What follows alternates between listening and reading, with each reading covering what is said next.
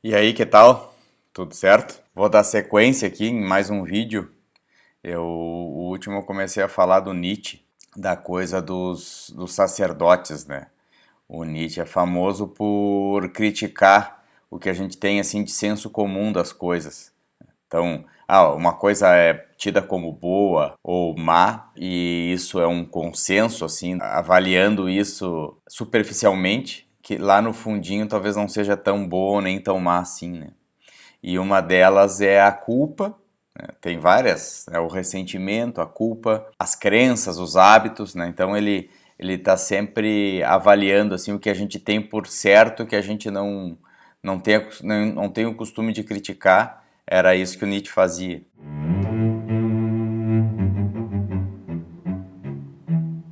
Então eu comecei falando, né, que o poder dos sacerdotes era esse de suplantar o poder da força, da espada, né? Que tipo os aristocratas dominavam pela força.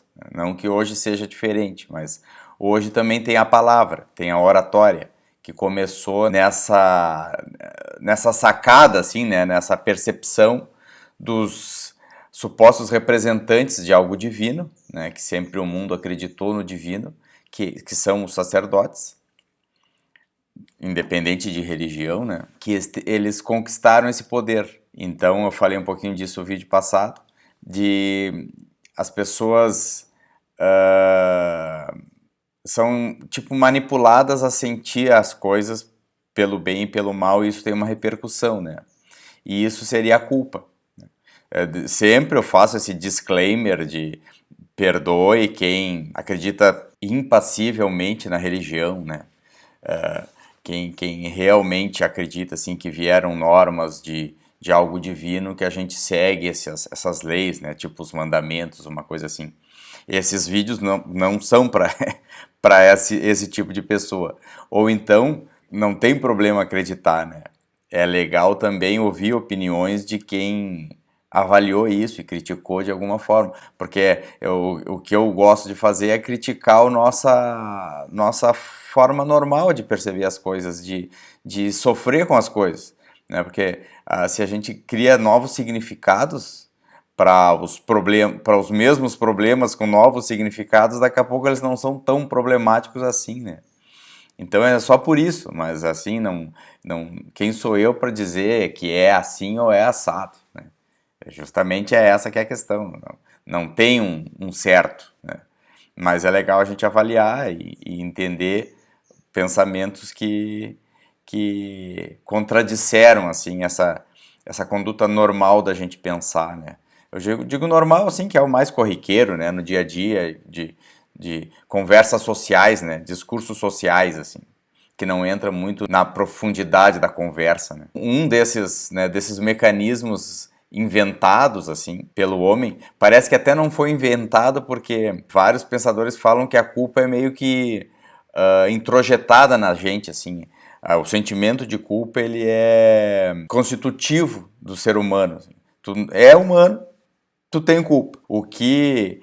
E depois, claro, tem muito pano para manga aí para falar disso, mas que a gente se culpa, né, por qualquer coisa, por fracassar, por falhar, por não atingir aquele ideal que a gente sonha, ou culpa os outros, né, que me fizeram alguma coisa injusta.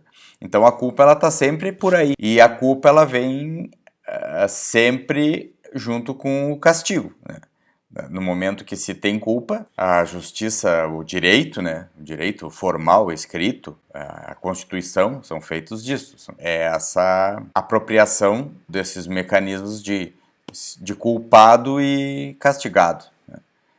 Então, uma coisa que é legal que o Nietzsche institui, esse mecanismo, que é uma coisa original dele, mas também outros pensadores vão sugerir um mecanismo parecido, é essa coisa de que pelo hábito, uma coisa tida como boa, tu não sabe mais porquê, mas tu sente que ela é boa.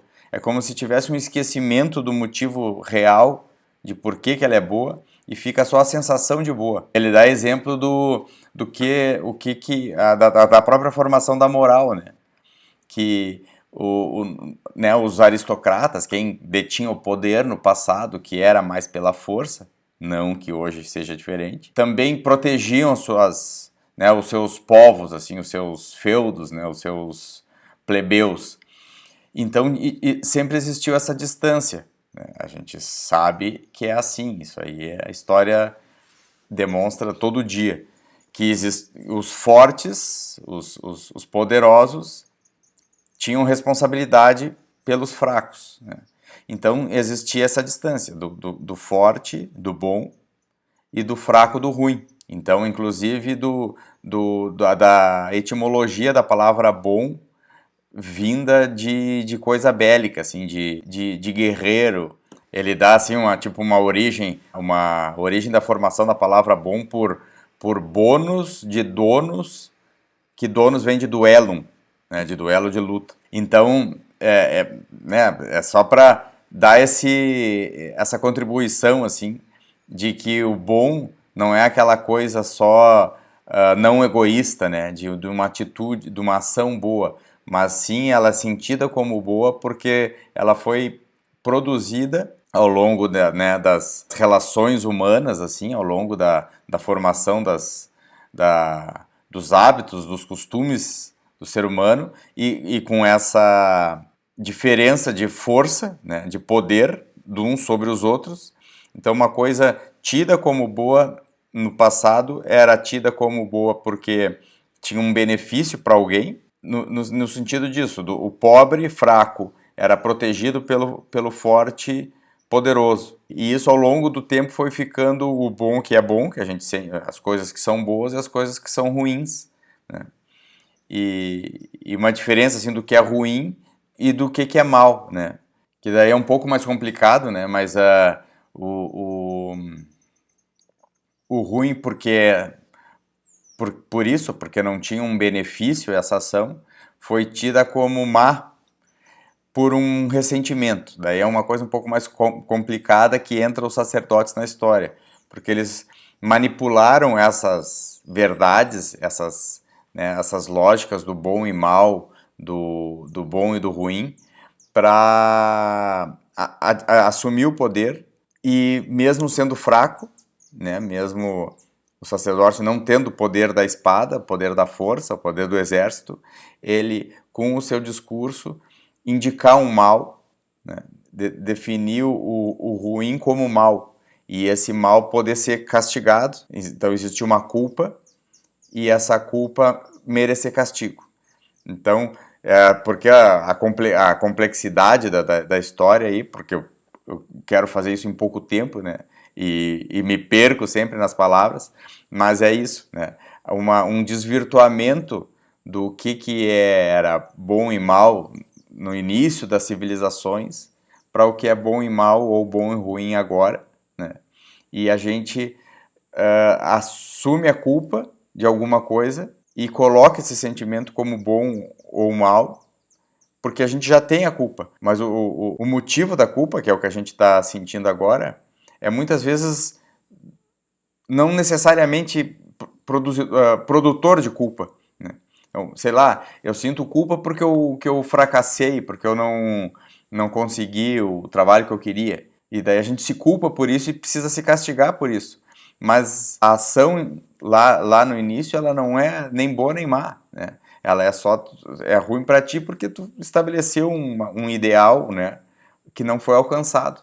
E isso é uma coisa que foi sempre enfatizada, assim, né? Principalmente pelo capitalismo, né? Por essa coisa da competição, de que se um consegue, tu também consegue e precisa fazer esse trabalho de esforço para conseguir, né? Para conquistar os seus desejos, assim.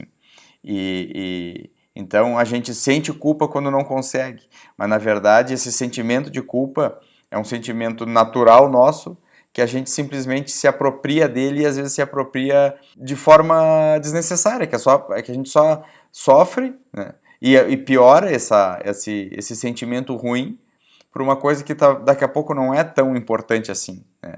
Ou que pode ser relativizada, né? Por causa dessa coisa da competição, né? Que é o que sempre nos movimentou, né? E de busca pelo melhor, que também é alguma coisa natural do ser humano, que a gente sempre busca o bem. Já como dizia o Aristóteles, já descreveu bastante bem isso, né? Então a gente busca alguma coisa boa e não aceita as coisas más ou as coisas ruins, e a culpa está nesse meio aí, que a gente mesmo produz e a gente mesmo se aproveita desse mecanismo para se prejudicar. E claro, é bem complicado isso, mas eu quis deixar uma mini explicação disso aí. Depois no futuro vamos tentando melhorar. Então tá, por hoje era Wilson. Até mais, beijos.